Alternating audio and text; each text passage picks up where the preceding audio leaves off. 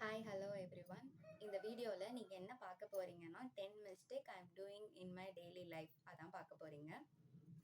First விஷயம், wake up yearly. நான் சீக்கிரமாக எழுந்திருக்காத ஒரு பொண்ணு. இந்த டேவை ஒரு அன்ப்ரொடக்டிவ் டேவாக மாற்றுறதே நான் தான். பிகாஸ் லேட்டாக எழுந்திருக்கிறதுனால காலையிலேயே பண்ணணும்னு நினைக்கிற விஷயத்த பண்ணாமல் போகிறது.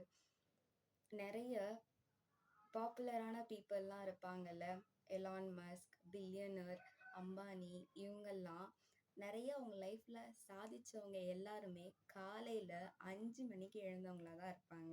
இல்லைன்னா அதுக்கு முன்னாடியே எழுந்து அவங்களோட ஒர்க்லாம் ஸ்டார்ட் பண்ணிடுவாங்க. ஸோ காலையில் எழுந்திருக்கிறது ரொம்ப முக்கியம். Second, make a schedule.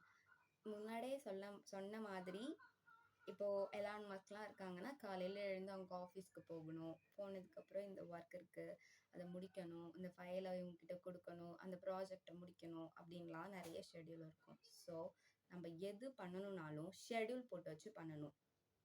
Third விஷயம், லேசினஸ்.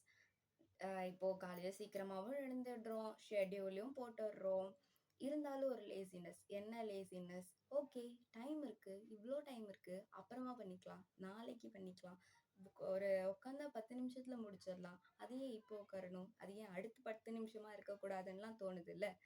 ஸோ அந்த லேசினஸை ஓவர் கம் பண்ணணும்.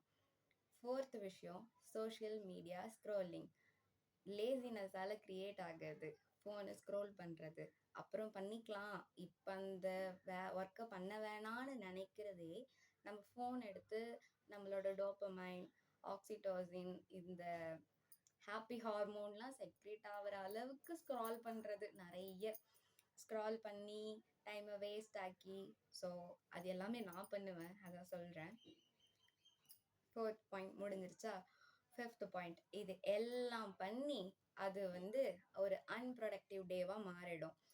இப்போ அன்ப்ரொடக்டிவ் டேவாக ஆகிடுச்சு, ஐயோ காலையில் எழுந்திருக்கணும்னு நினச்சேன், எழுந்திருக்க முடியல, ஷெட்யூல் போட்டு வச்சோம், பண்ண முடியல, லேசினஸ் ஆகிட்டோம், இவ்வளோ தூரம் ஸ்க்ரோல் பண்ணுறோம் அப்படின்னு ஒரு அன்ப்ரொடக்டிவ் டேவில் நெகட்டிவாக முடிச்சாச்சு. ஓகேயா? சிக்ஸ்த் பாயிண்ட், இப்படி அன்ப்ரொடக்டிவ் டேவாக மாற்றிட்டோமே, ஆனால் நெக்ஸ்ட் டே ப்ராப்பராக இருக்கும், சீக்கிரமாக எழுந்திருக்கோம் அப்படின்னு சொல்லிட்டு முடிவெடுத்து இமேஜினேஷன்லே நாளைக்கு இதெல்லாம் பண்ணிடுறோம், சீக்கிரமாக எழுந்துடுறோம் அப்படின்னு இமேஜினேஷன்லே இருக்கிறது. Seventh point, time management. வெறும் இமேஜினேஷன் மட்டும் பண்ணாமல் டைம் மேனேஜ்மெண்ட் இருக்கணும். ப்ராப்பர் ஷெட்யூல் மேக் பண்ணி இந்த டைம்குள்ளார இது முடிக்கணும். ஃபஸ்ட்டு நீங்கள் ஒரு நோட் எடுத்துக்கோங்க, உங்கள் டெய்லி லைஃப்பில் என்னென்ன ஒர்க்லாம் பண்ணுறீங்க, எதுக்கெலாம் டைம் கொடுக்குறீங்கன்னு நோட் பண்ணிக்கோங்க. இப்போ எதுக்கெலாம் டைம் கொடுக்குறீங்கன்னு உங்களுக்கு தெரிஞ்சிட்டாலே இந்த ஒர்க்கை இப்பப்போ பண்ணால் போதும், இத்தனை நிமிஷம் பண்ணால் போதும்னு ஒரு முடிவுக்கு நீங்கள் வந்துடுவீங்க. ஸோ அதனால் உங்களால் ஒரு ப்ராப்பராக டைம் மேனேஜ்மெண்ட் பண்ண முடியும். Eighth point, new things learning. நமக்கு இருக்க கொஞ்சம் டைமில் நம்ம ஷெட்யூல் பண்ணி வச்சுக்கிறதே நம்மளால் முடிக்க முடியலன்னா நம்மளால் புது விஷயம் கற்றுக்க முடியாது. ஸோ ஒரு டைம் மேனேஜ்மெண்ட் வச்சு நம்ம என்னென்னலாம் பண்ணணும், என்னென்னலாம் நியூ திங்ஸ் லேர்னிங் வரும்போது நமக்கு தெரிஞ்ச விஷயத்தை தான் திரும்ப திரும்ப நம்ம டே டு டே லைஃப்பில் பண்ணிகிட்ருக்கோம். நமக்குன்னு புதுசாக ஒரு விஷயம் பண்ணணும், கற்றுக்கணுன்னு நிறைய தடவை யோசிப்போம், ஆனால் அதுக்கு டைம் கொடுக்க மாட்டோம். இங்கே எல்லாத்துக்குமே முக்கிய காரணம் டைம். ஸோ இல்லை, எடுத்த உடனே நீங்கள் முழுசாக கற்றுக்கணும்னு கிடையாதுல்ல. ஒரு நியூ திங்க் லேர்ன் பண்ண போகிறீங்கன்னா இன்றைக்கி ஒரு 5 நிமிஷம் கொடுங்க, நாளைக்கு ஒரு 10 நிமிஷம் கொடுங்க, அது ஒரு 1/2 hour மாற்றுங்க, கொஞ்சம் கொஞ்சமாக லேர்ன் பண்ணுங்கள்.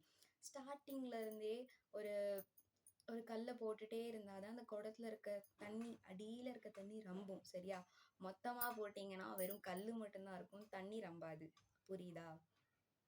9th பாயிண்ட், உன் லைஃப்பில் நீ சக்ஸஸ்ஃபுல்லாக இல்லாமல் இருக்கிறதுக்கும், நீ ஒரு விஷயத்த ஒழுங்காக பண்ணாமல் இருக்கிறதுக்கும் உங்கள் வீட்டில் இருக்க உன் பேரண்ட்ஸ் தான் காரணம், உன் சிப்ளிங்ஸ் தான் காரணம்னு எல்லாரையும் காரணம் காட்டிக்கிட்டு இருக்க, உன் ஃப்ரெண்ட்ஸ் தான் காரணம்னு காரணம் காட்டிக்கிட்டு இருக்க. ஸோ எப்பயுமே நம்ம பண்ணுற விஷயத்துக்கு இன்னொருத்தவங்க காரணமாக முடியாது. ஸோ யாரையுமே ப்ளேம் பண்ணாதீங்க. ப்ளேம் பண்ணாமல் உங்களை நீங்களே உருவாக்கிக்கிற மாதிரி ஒரு விஷயத்த கொண்டு வாங்க. அடுத்தவங்களை ப்ளேம் பண்ணாதீங்க. 10th point, be a loser. இந்த 9 பாயிண்ட்டையும் பண்ணி நீ இன்னமும் லூசராக இருக்கனா, இதுக்கப்புறமும் லூசராக தான் இருப்ப. ஒன்று சொல்கிறேன், சீக்கிரமாக எழுந்துரு, என்னென்ன பண்ணணும்னு நினைக்கிறியோ பண்ணு, புதுசாக 4 விஷயம் கற்றுக்கோ, நீ கற்றுக்கிற விஷயம் உனக்கு காசு சம்பாரிச்சு கொடுக்கணும், டிசிப்ளினாக இரு, எப்பயுமே நீ பண்ணுற தப்புக்கு இன்னொருத்தவங்கள குறை சொல்லிட்டு இருக்காத, அவங்களால தான் இப்படி பண்ணுறேன்னு சத்தியமாக கிடையாது. இன்னொருத்தவங்களால நீ அழியிறேன்னு வச்சுக்கோயேன், அது உண்மையே கிடையாது. ஸோ இதுக்கப்புறமும் லூசராக இருக்காம கரெக்டாக இருங்க, லைஃப்பில் கரெக்டாக இருக்க பாருங்க. இன்னொன்று சொல்கிறேன், பர்ஃபெக்ட் இஸ் எ மித்துன்னு சொல்லுவாங்க. Because perfect is a myth கரெக்டான ஒரு சேயிங் தான். டிசிப்ளினாக இருக்கணும், அதற்குன்னு பர்ஃபெக்டாக இருக்கணும்னு இல்லை. ஒரு நாள் பண்ண முடியலனா இன்னொரு நாள் பர்ஃபெக்டாக பண்ணணும்னு ரொம்ப ஸ்ட்ரெஸ் பண்ணாதீங்க. கரெக்டாக பண்ணணும், அதாவது முடிச்சா போதும் அப்படின்னு இருங்க. ஓகேயா? பர்ஃபெக்டாக இருக்கணும்னா சத்தியமாக முடியாது. பிகாஸ் இங்கே யாருமே பர்ஃபெக்ட் கிடையாது. என் கேமரா குவாலிட்டி கொஞ்சம் கம்மியாக இருக்கலாம், என் மைக் கொஞ்சம் கம்மியாக இருக்கலாம். திஸ் இஸ் ஒரு நார்மலான ஒயர் மைக்கு, அதை கனெக்ட் பண்ணி நான் பேசிகிட்டு இருக்கேன். ஜஸ்ட் போடணும்னு தோணுது. இதுக்கப்புறம் தான் இம்ப்ரூவ் பண்ணி லேர்ன் பண்ணிக்கணும். இது கூட என்னோட சின்ன லேர்னிங் தான். பண்ணணும்னு நினைக்கிறத பண்ணுறேன். என்ன மாதிரி நீங்களும் பண்ணணும்னு நினைக்கிறதெல்லாம் பண்ணுங்க. ஹாப்பியாக இருங்க, ஹாப்பி லைஃப் வாழுங்க. Today by.